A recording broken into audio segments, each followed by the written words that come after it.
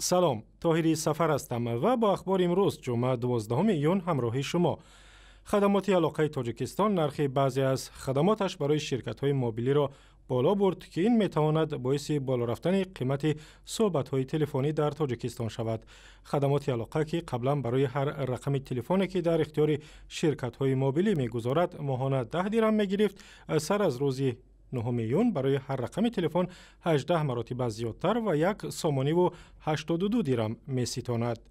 از این پیش در ماه اپریل کمیته انداز برای شرکت‌های تلفنی مالیات را 5% بالا برد و قیمت استفاده اینترنت و صحبت‌های تلفنی نیز در تاجیکستان افزایش یافت. در کشور تقریباً 90% اهالی تلفنی همراه دارد.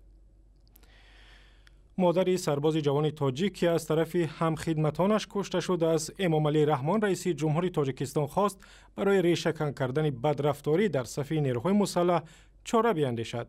دلارام رحمتوی مادر فردوس رحمتوی 22 ساله به رادیو آزادی گفت مرگ سرباز در زمان آسایشته در تاجیکستان یک ظهورات غیر قابل قبول است.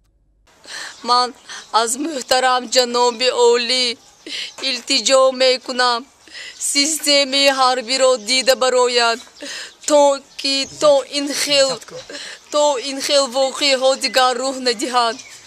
وطن مادر خدمت وطن مادر را به جا آوردن در این وقت صلح امانی تا این درجه با این نرخ نیست.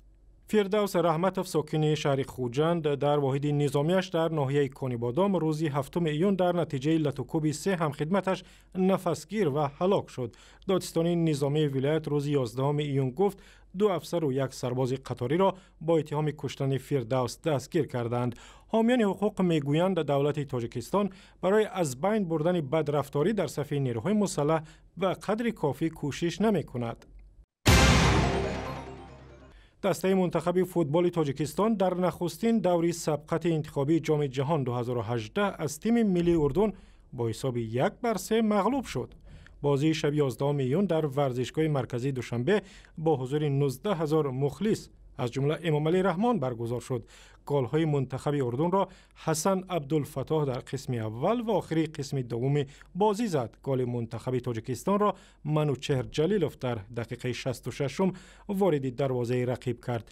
منتخب تاجیکستان در سبقت انتخابی قهرمانی جهانی سال 2018 در گروه بی با تیم‌های ملی استرالیا، اردن، قرقیزستان و بنگلادش رقابت می‌کند. خدمات امنیت ملی اوکراین میگوید یک شهروند تاجیکستان که عزم سفر به سوریه داشت و در قلمرو اوکراین دستگیر شد باید تا 10 روز دیگر به زادگاهش به تاجیکستان برگردد.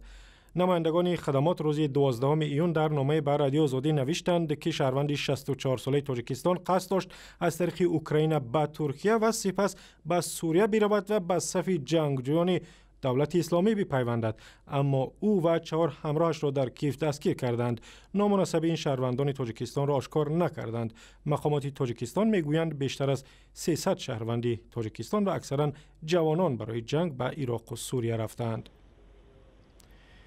در شهر دوشنبه فستیوال سوم فیلم‌های لهستان با نام ویسل شروع شد و تا روز 13 ایون ادامه می‌کند.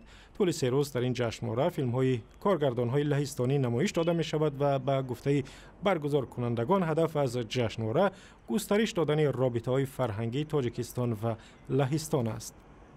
این فستیوال‌ها این پیش از همه شناسایی نمودن تاریخ و تمدن یک ملت با مردم تاجیک است، شناسایی با عنعنه و رسم و رسوم آن است که ما می‌خواهیم تماشابین تاجیک هرچی بیشتر جهان بینیش وسیع‌تر شود.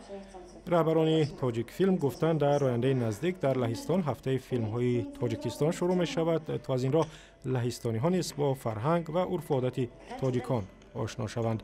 اولین جشنواره ویسل 2 سال پیش در تاجیکستان برگزار شد و اخباری از این هم بیشتر در وبسایت رادیو آزادی، در صحیفه‌های ما در فیسبوک، توییتر و یوتیوب و هم زمینه مخصوص رادیو آزادی برای تلفن‌های همراه.